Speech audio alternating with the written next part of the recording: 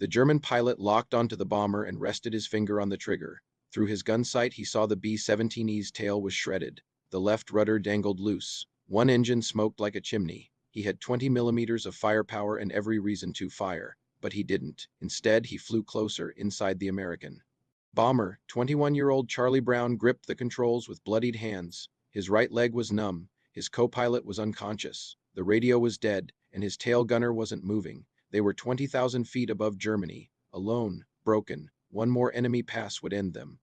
But this wasn't an attack run. This was something else. The German Messerschmitt came alongside the cockpit close enough that Brown could see the pilot's face. The man wasn't much older. Blonde hair, eyes like steel, but they didn't glare. They searched, studied, then softened. He nodded. Brown blinked. Was this a trick? The German pilot pointed west toward England, then held formation beside the crippled bomber for nearly 10 minutes. Just two planes limping across the sky together, each unsure of what came next. Then the German saluted, rolled away, vanished into cloud. Charlie Brown didn't know it yet, but he'd just survived one of the most incredible moments of World War II, a moment where a Luftwaffe ace with 22 kills refused his 23rd, a moment of mercy, but no one back at base believed him, and the German never told a soul, not for 40 years, what began as a near-death encounter over Bremen in 1943 would grow into one of the war's most powerful stories of grace between enemies, a crippled flying fortress, a fighter with honor, and the search for the truth that spanned continents and lifetimes. The bomber crew thought they'd die that day. The German ace could have guaranteed it, but he didn't pull the trigger. Why? What did he see? And how did the man he spared find him for decades later? To answer that, we need to go back to where it started, before the sky turned red, before the guns jammed, before Mercy rewrote a mission. We need to go back to the freezing morning of December 20th, 1943, when Charlie Brown and 9 crewmates boarded a B-17 they called Ye Old Pub and headed straight into the heart of Nazi Germany. They didn't know it then, but history was watching. The cold hit before the flak did. At 7:38 a.m., the crew of Ye Old Pub climbed aboard their B-17 Flying Fortress at RAF Gimbolton. Frost coated the tarmac, breath curled in the air. Inside the fuselage, it was colder than a butcher's locker. No one complained. This was Charlie Brown's first mission as aircraft commander. He was just 21, fresh out of training, barely 150 pounds, but he had a voice that steadied people. That's why they picked him, not because he was the best pilot, because he didn't shake. The target was Bremen, one of Germany's most fortified industrial cities. Factories, rail lines, and a massive Focke-Wulf aircraft plant, defended by 250 flak batteries and known to scramble fighters faster than any other region in the north. Brown's crew was part of the 379th Bomb Group, 8th Air Force, 30 bombers. In their wave, hundreds across the larger formation. Don't get isolated, the briefing officer warned. Stay tight, if you fall behind, you're done. At 9 a.m., the B-17 engines roared to life. For right are 182 OSIC lone engines spitting smoke and flame. The crew ran final checks: turret rotation, ammo belts, oxygen flow. Then they rolled. Charlie sat in the pilot's seat, co-pilot Spencer Luke beside him. Behind them, a full combat crew: navigator, bombardier, engineer, radio operator, waist gunners, ball turret, and tail. 10 men, each knew the odds. Some squadrons had 30% casualty rates. You flew your mission, hoped the flak missed, and trusted the formation to shield you from fighters. At 14,000 feet, the heaters stopped working. At 20,000, frostbite became a real risk. They slipped on oxygen masks, talked less, stared out into the blue void. Some whispered prayers, others just watched their breath curl in front of their faces. Then came the first flak burst. Black puffs exploded near the lead formation. Everyone tensed, the formation tightened. Brown gritted his teeth. He scanned left, then right. Everything looked normal until a second burst rocked the plane. The shrapnel tore through their tail assembly. A direct hit, tails out. Someone shouted. CTTQ Eckenrode was back there, the most experienced man on board. He didn't respond. More bursts followed. Left engine lost oil pressure. Hydraulic fluid sprayed across the waist compartment. Oxygen lines hissed. One waist gunner went down, clutching his side. Brown fought the controls, trying to hold formation, but the bomber was losing speed, altitude, power. They were falling behind, and in 1943, falling behind over Germany meant death. Franz Stigler hadn't launched yet. He didn't know their names, didn't know they were bleeding sky, but in less than 20 minutes, their fates would collide. One man on fire, one man on the hunt. The sky over Bremen turned into a meat grinder. By 11:12 a.m., Ye Old Pub was alone. Every other bomber had surged ahead. Brown's crippled B-17 trailed miles behind, limping, bleeding altitude. Two engines were barely operational. The nose was punctured. The radio was dead. Inside, it was chaos. The tail gunner, Hugh Eckenrode, was gone, killed instantly in the flak burst. His position was a wreck, metal shredded, armor peeled back like a sardine can. The temperature back there dropped below -40. Frost coated the blood pooling at his feet. Brown didn't have time to mourn. Spencer Luke, the co-pilot, was unconscious, slammed against the window during the second flak wave. Navigator Al Sadek was bleeding from a shrapnel wound to the eye. Waist gunner Lloyd Jennings had passed out from blood loss. Two more crewmen were wounded. Only 3 guns remained functional and 2 were jammed with ice. Brown tightened his grip on the controls. Every part of the plane groaned, instruments danced. The rudder barely responded. He knew what this meant. German fighters would be waiting. Dozens. The B-17 was a flying target now, and without the protective box of formation, it was only a matter of time. Then they came. Messerschmitts, Focke-Wulfs, a whole wing, freshly refueled.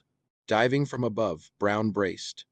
The first passed or through the fuselage. Tracer rounds laced through the waist. One wing flamed. Brown yanked hard left. The bomber bucked like a dying animal. Another fighter buzzed past the cockpit so close he could see the paint chips on its nose cone. The next hit disabled the elevator controls. Now the plane could barely climb. Or dive. In the ball turret, the gunner screamed something Brown couldn't hear. The intercom was down. Brown had to guess what the crew was facing by sound alone: metal ripping, men shouting, oxygen tanks hissing. He made a decision.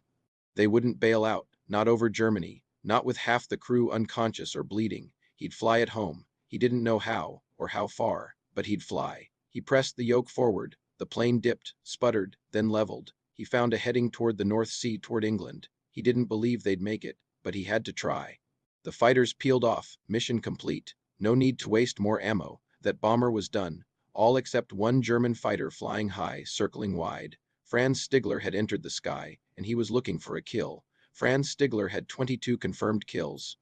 One more and he'd earned the Knight's Cross, one of the highest honors in the Luftwaffe. He'd come close the week before, downing 2 bombers over Hanover. But today, over Bremen, he saw an opportunity to finish the set. He launched in his Bf 109 G6 just after 11:15 a.m., fueled, armed, and climbing fast. The sky was littered with smoke trails and falling debris.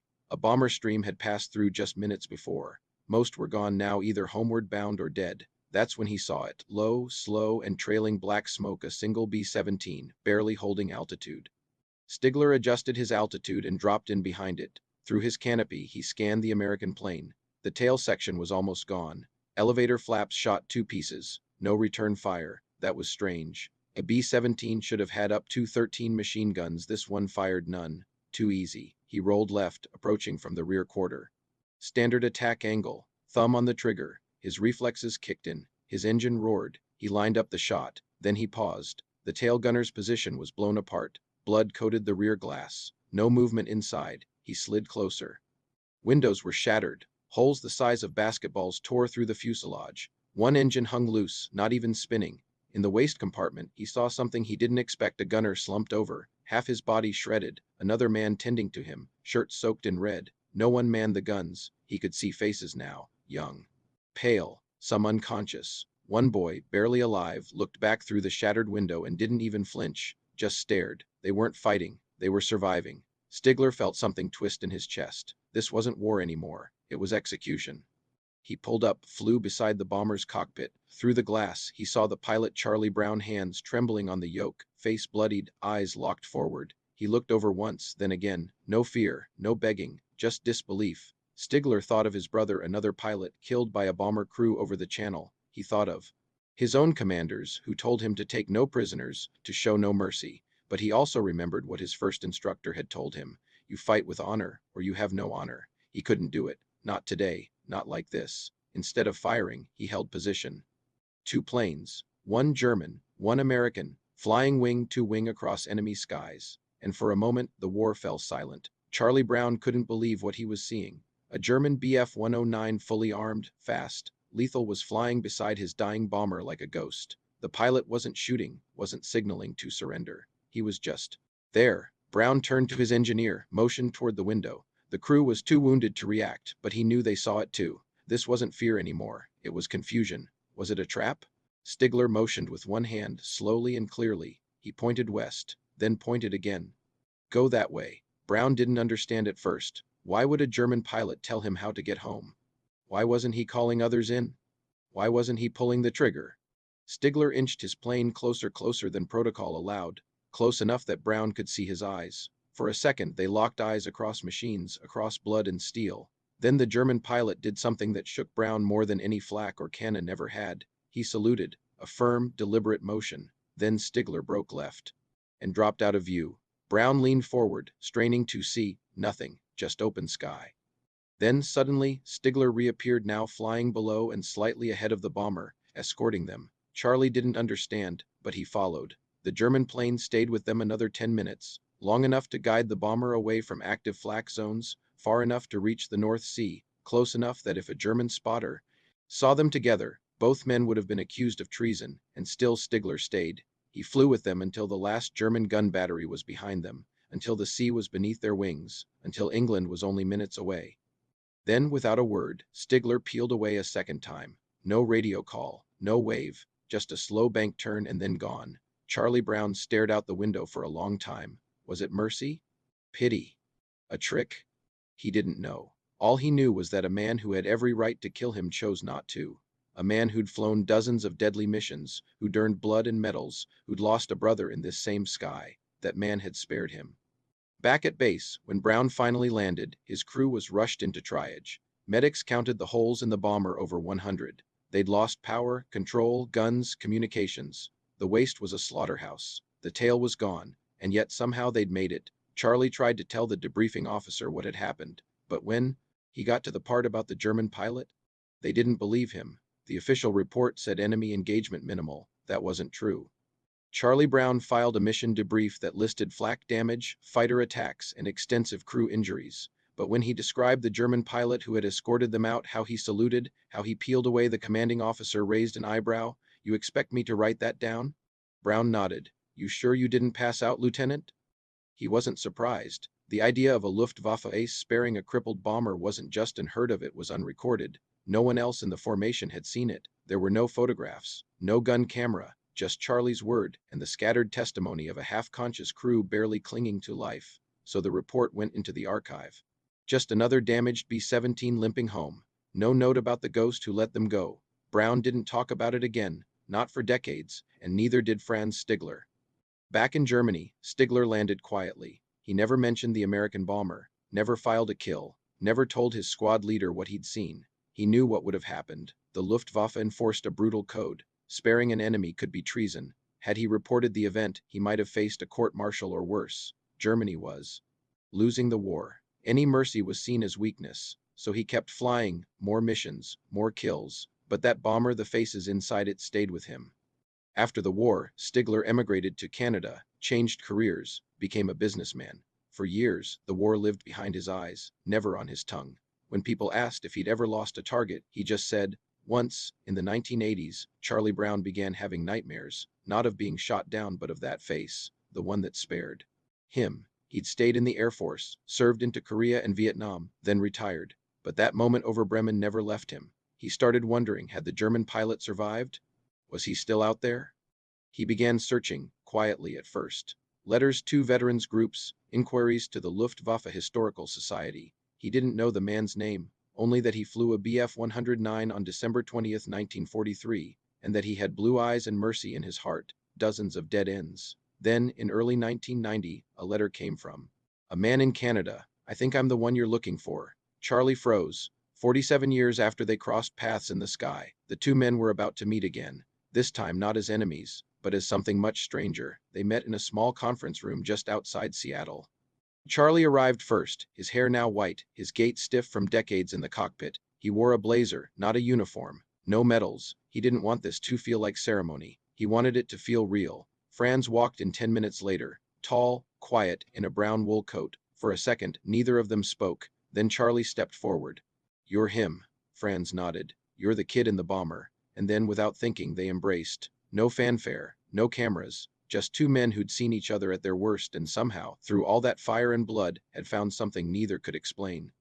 Over coffee, they filled in the blanks. Franz told him about the approach, how he'd lined up the shot, how he'd seen the wounds on the crew and felt something crack in his gut, how his brother had died in a similar way and how he'd sworn never to become that kind of killer. Charlie told him about the tail gunner, the panic, the way they'd braced for death and the shock of seeing mercy where none should have been. Both men admitted the same thing. They never forgot that moment, not once, and neither of them could explain exactly why. Franz pulled out a folded letter from his coat pocket, written in German, dated 1945. It was from his commanding officer, reminding pilots to show no mercy to downed enemy crews. "They'll do the same to you," it read. "End it fast." Franz had kept it all those years. Charlie stared at the page. "So you were supposed to kill us?" "I was expected to," Franz said. "But I didn't join the Luftwaffe to kill boys in broken planes." From that day forward, they spoke weekly. Phone calls, letters, holiday cards.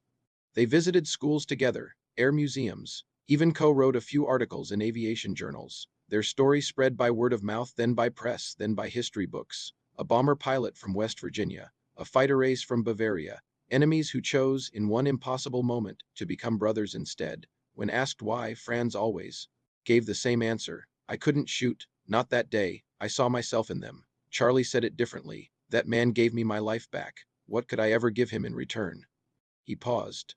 Maybe friendship was enough, and for nearly 2 decades it was. They weren't supposed to be friends. They were supposed to be footnotes, just another pilot, just another crew. One spared, one forgotten. But the story wouldn't stay quiet. After their reunion in 1990, the press picked it up. Aviation magazines ran features. Veterans groups called them to speak. Schools invited them to tell what happened, not just the near death, but the after, because mercy in war? That was rare. They didn't give lectures, they told stories. Charlie described what it felt like to have ice forming on your gloves while flak or holes in the sky. Franz described what it felt like to line up a perfect kill and choose to turn away. Sometimes they spoke together, sometimes alone. Always the message was the same: war is cruel, but men don't have to be. They never called each other enemy, they called each other brother. In 2001, they stood together at the Smithsonian Air and Space Museum beneath a restored B-17. It wasn't ye old pub, but it was close. Charlie ran a hand along the fuselage, eyes damp. Franz stood beside him, silent, then nodded. "That's how I remember it," he said. At home, they kept in touch like any old friends. Charlie would call on Franz's birthday. Franz would send Christmas cards. They traded jokes about age, talked about grandkids, cursed about politics. They almost never talked about the war because they didn't need to. The moment had already passed, and it had said everything. In 2005, a documentary filmmaker convinced them to sit for interviews. They hesitated at first, then agreed. The result was a short film called "The Pilot Who Spared My Life." It aired on PBS, then online, then in classrooms. Teachers showed it in history units. Veterans wept watching it. High schoolers wrote essays. 2 old men sitting side by side, laughing like teenagers. One German, one American, one mission, 2 sides, one decision that changed both their lives. In 2008, Franz fell ill. Charlie called often, checked in. When Franz passed away later that year, Charlie flew to Canada for the memorial, said a few words, sat in the front row. 6 months later, Charlie followed him. Their families buried them half a world apart, but history finally kept them together. Their story now lives in museums, in books, in memory. Because in a sky filled with fire, one man chose to see not the enemy but a fellow pilot trying to survive, and another never forgot that he was seen. The war was long over, but its echoes lingered. In interviews, Charlie admitted he struggled for years, not with what happened but with what could have. If that German pilot had pulled the trigger, his mother would have gotten a telegram. His crew's families would have buried empty coffins. That one decision changed everything. And for Franz, it was the only kill he ever walked away from feeling whole. They both lived quiet lives. Charlie settled in Miami, taught aviation safety, helped veterans navigate the Babel when someone asked what he flew in the war. He'd shrug, big, loud, slow. He didn't talk about Bremen unless someone really asked. Franz built a business in Vancouver, retired in the 1980s, lived near the coast. People knew him as a kind man, soft-spoken. When they learned he flew for the Luftwaffe, they blinked. He didn't look like a killer, because he wasn't. When the story of their meeting gained traction in the 90s, strangers wrote them letters. Some angry accusing Franz of sparing murderers, some grateful thanking Charlie for proving that not all Germans were monsters. They answered what they could. They ignored what didn't deserve a reply. Their bond wasn't about nations or uniforms. It was about a moment of clarity in the middle of madness. In 2002, they co-authored a letter to a veterans publication. It ended like this: "We were soldiers once. We did our duty, but mercy isn't weakness. It's strength in a war where." Men were told to forget their humanity. We remembered. Neither of them won medals for that day. There was no commendation for restraint, no award for not killing. But what they earned couldn't hang on a wall. They earned peace. They died knowing that somewhere in the world, one man remembered the moment he was spared and the other remembered the moment he chose not to destroy. Their story spread further in the years after. A higher call by Adam Makos brought it to new readers, history teachers. Used it as a capstone. Documentaries retold it in half a dozen languages. Their names weren't lost. More importantly, neither was the lesson. Not all heroes kill. Some simply refuse to. Some look into the eyes of their enemies and see men who want to live. That's what Franz saw. That's what Charlie never forgot. And that's why, nearly 80 years later, their story still fell eyes. Charlie Brown's final years were quiet. He spent them gardening, feeding birds, and replying to letters from students who'd read about him.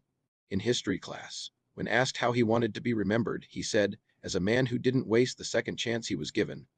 After Lillian passed, he moved to a smaller home in Miami. He stayed in touch with the families of his crew, many of whom never knew the full story until decades later. Every December 20th, he'd sit outside with a cup of coffee and just watch the sky. He never missed that date.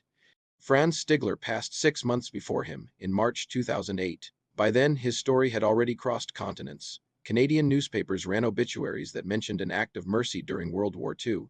One editor called him the German who wouldn't shoot. He never liked that phrase. "I didn't refuse to shoot," he once said.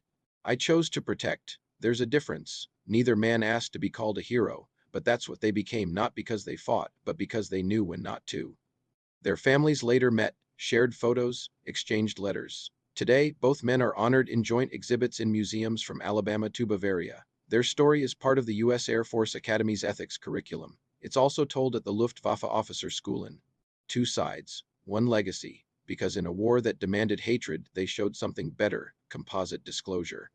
While Charlie Brown and Franz Stigler were very real individuals, the crew of Ye Olde Pub has been partially composited for narrative clarity. Their suffering and survival are drawn directly from mission reports and personal letters. Among the real men lost or wounded that day: Staff Sergeant Hugh Eckenrode Keir, December 20th, 1943, Sergeant Lloyd Jennings, Wya, December 20th, 1943, Sergeant Sam Blackford, Wya, severe frostbite.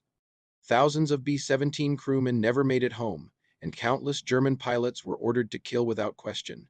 This story honors the few who chose another path, because war may be made by orders, but peace is made by choices.